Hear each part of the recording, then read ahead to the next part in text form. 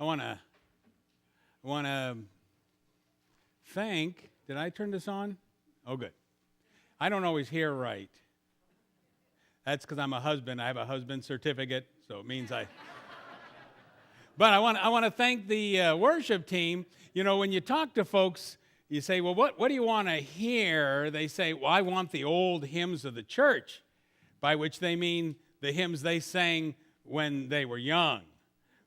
But this was one of the old hymns of the church. This goes back to the 6th century, which works out to about 1,400 years. And so that was very nice, really one of the hymns we've been singing for a very long time. Well, you may have a lot on your mind, so I'm going to give you the payoff on the sermon right now, and then you can kind of fuzz out or get onto your phones or catch up with Words with Friends, because you'll have gotten the message already. And it's this. If you're having a blue Christmas, you're having a true Christmas. Jesus did not come to the earth because everything was going great for us, but because it's not. Well, you know, they always say, don't let people know how you make the sausage. And when I grew up, we didn't even have ingredients on the wrapper, but we'll do a little sausage revelation as we start out with regard to this message, which is a year old and therefore pretty stale.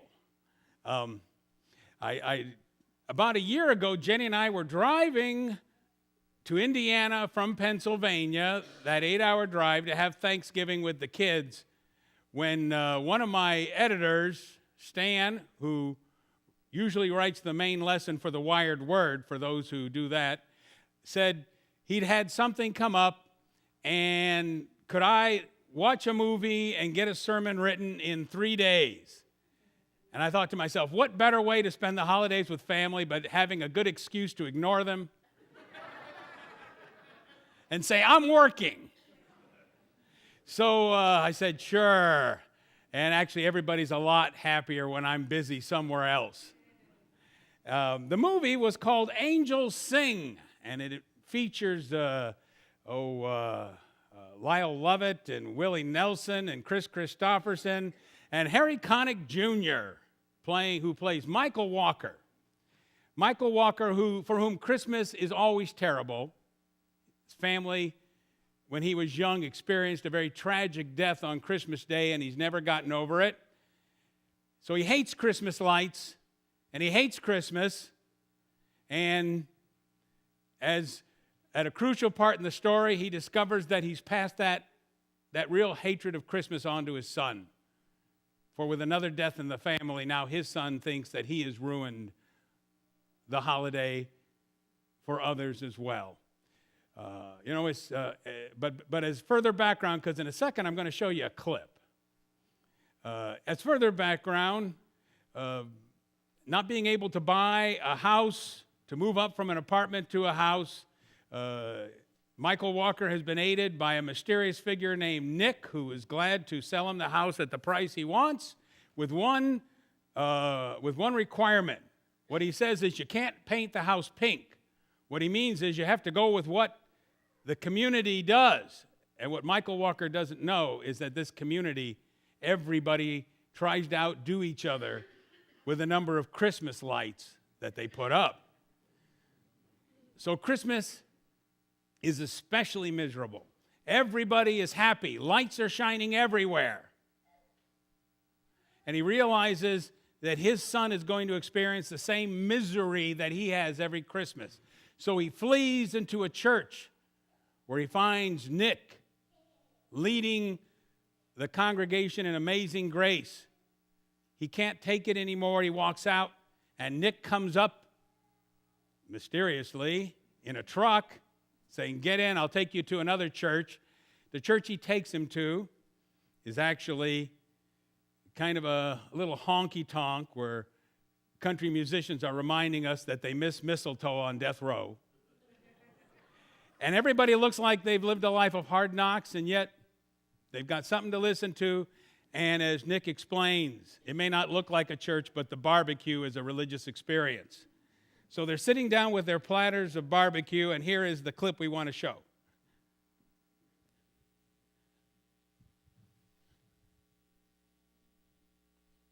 Horse hockey.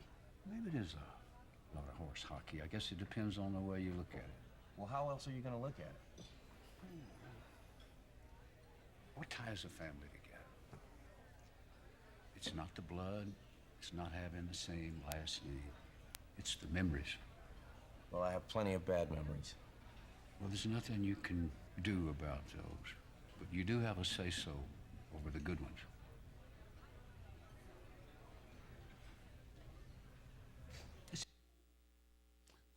We missed the beginning. Let's back that up, because I know it's on there. We're still working out a few bugs. Oh, thank you very much. Appreciate that. Hey, Nick, how about sitting in? Hey, Dale, thanks. Maybe later. Okay, I got you. Let's take a break, boy. I thought we had an understanding. What do you mean?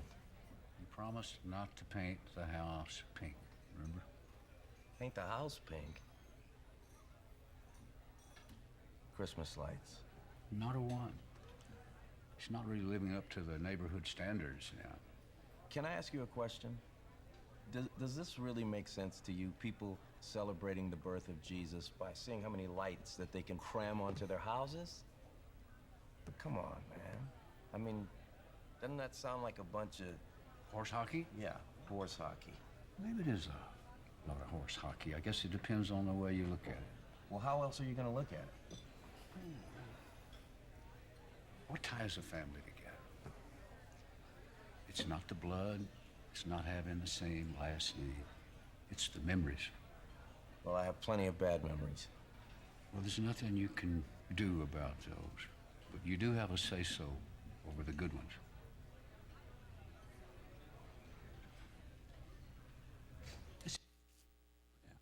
Good.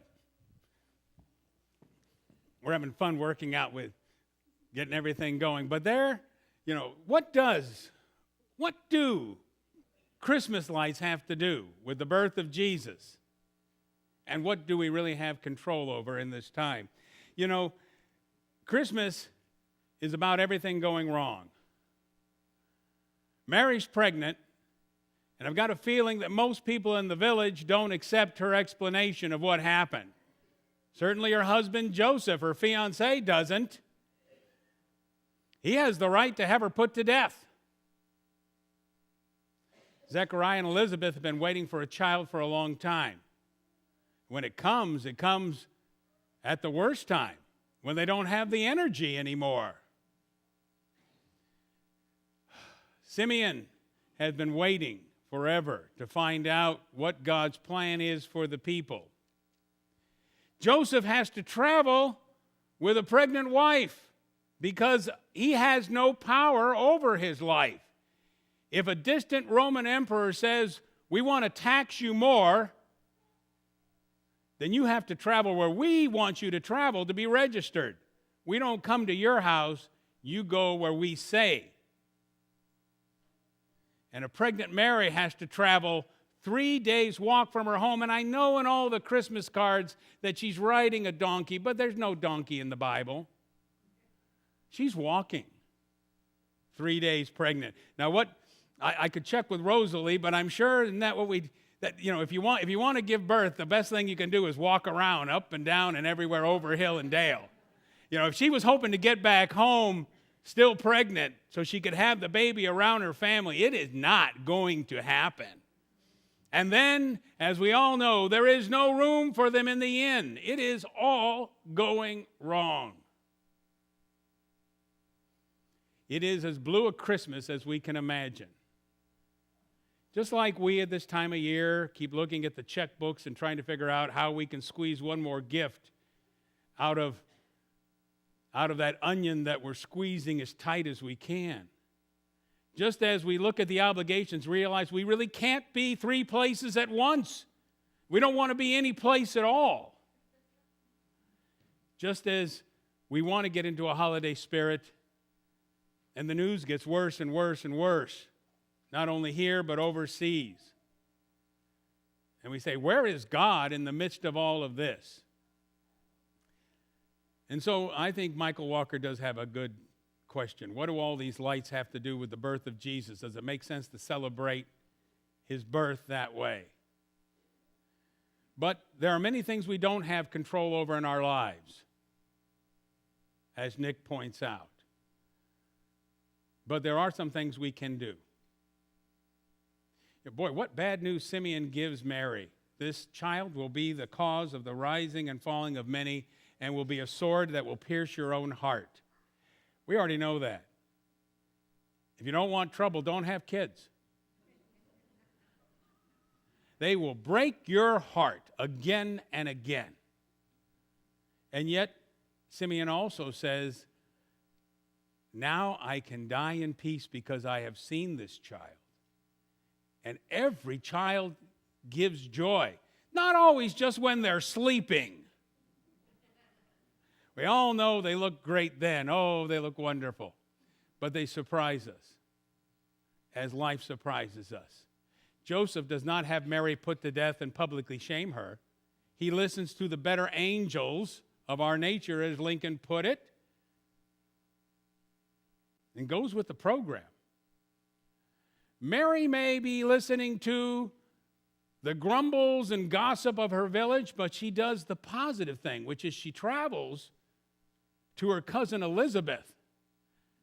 And they do what women do, which is get away from us men and start sharing talk about their pregnancies and taking joy in the fact that they're suffering together and that there is something wonderful about to happen at the end of that journey.